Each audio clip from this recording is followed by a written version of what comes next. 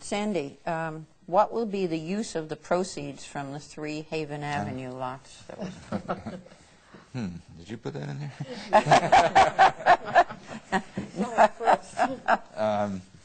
Yeah, I think there are several steps, but the presumption is that they will be sold sooner than later, and when they are sold, the money will be subject to the will and the wishes of the town at town meeting.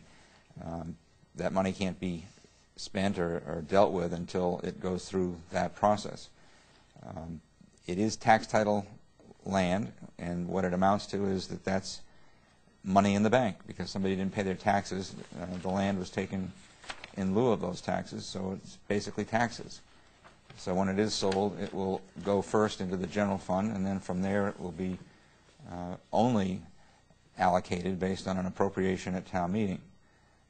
There are several very, in the Finance Committee's view, sound places that money might go to because it would assist us in reestablishing some of our reserves, which when done would give us the reserves, obviously, for emergencies, but would also go a long way in showing the bond buyers when we issue bonds and the bond council that rates us as our credibility, our credit worthiness, that we could retain our top rating, which we now have. We have the top rating for our size of community that exists. It's AA3.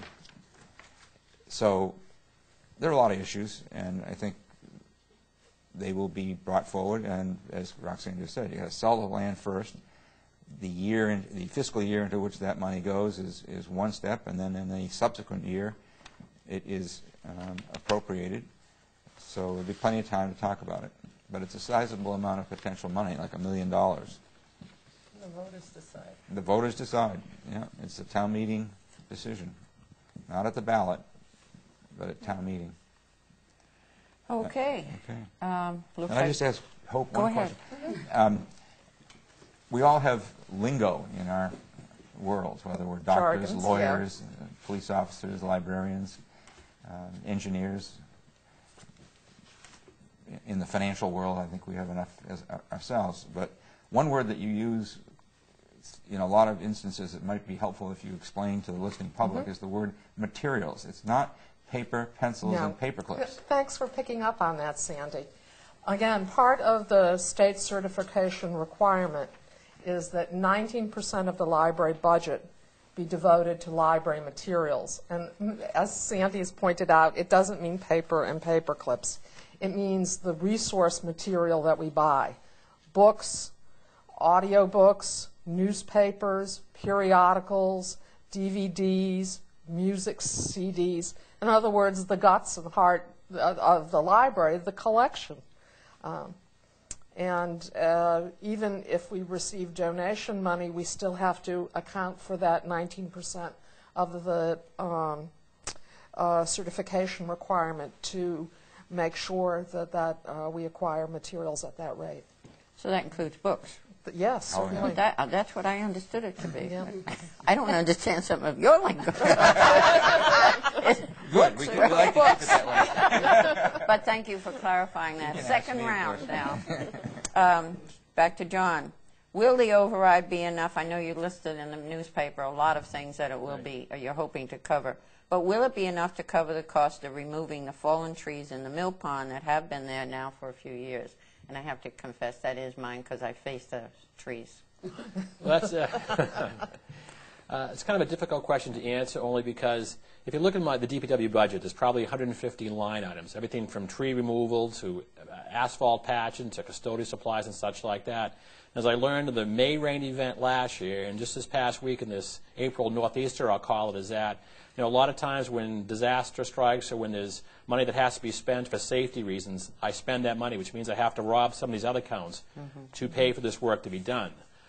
So quite frankly is that if, every year I started with money in a tree account, but if a crisis or something pops up which wasn't expected or planned, again, I have to rob Peter to pay Paul. So that's why I know hopefully I can get it done, but I hate to make a promise that I can't keep either. You could tuck it in under safety when kids are climbing down those trees into, well, of course the pond isn't as high as it used to be. Point of order.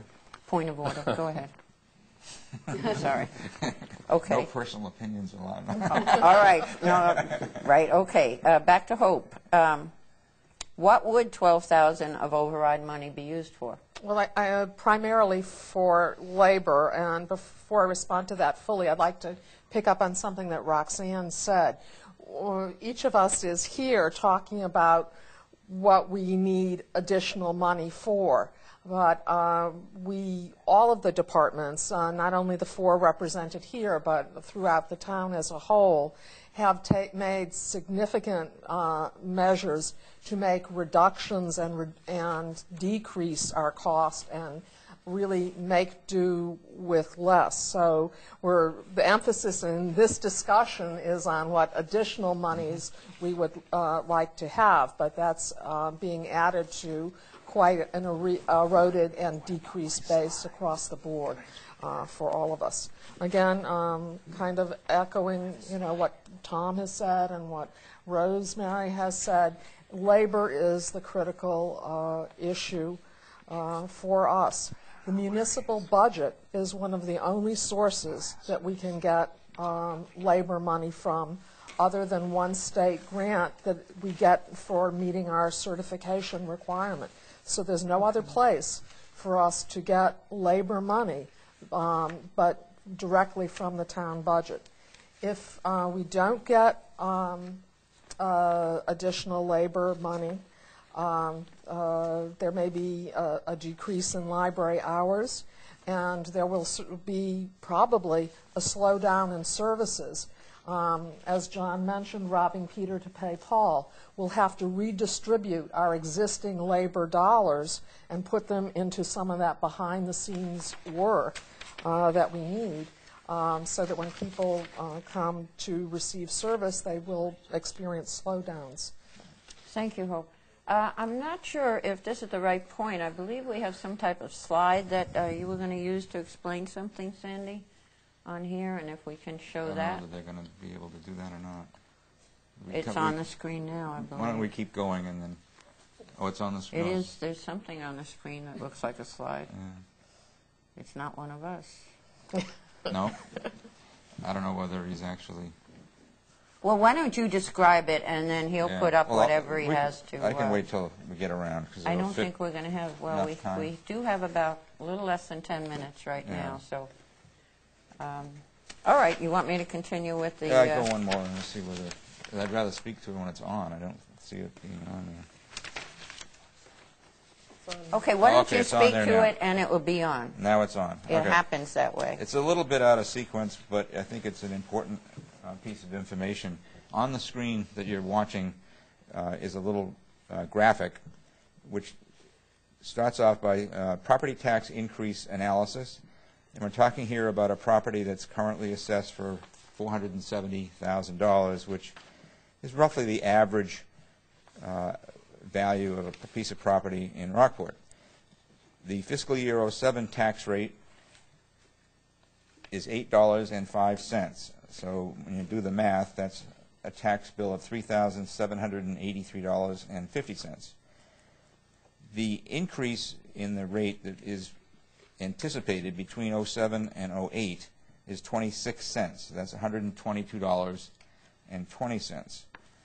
The override increase is 40 cents, which again on this property of $470,000 is $188. That then brings you to the proposed new rate of $8.71. Mind you, this is not final, but these are our estimates. And the new tax bill would be $4,093.70, an increase of $310.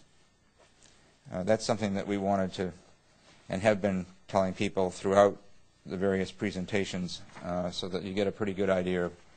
And all you have to do is figure out what your own assessed rate is and apply these, your own assessed amount is, and apply these rates to derive your own tax impact. Thank you.